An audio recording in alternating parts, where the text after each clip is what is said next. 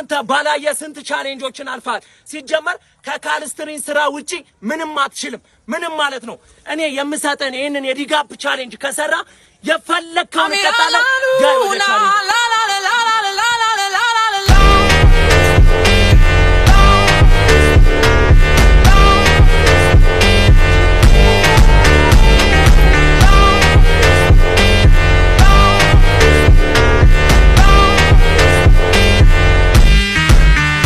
ይቻላል ስለ በምክንያት ነው።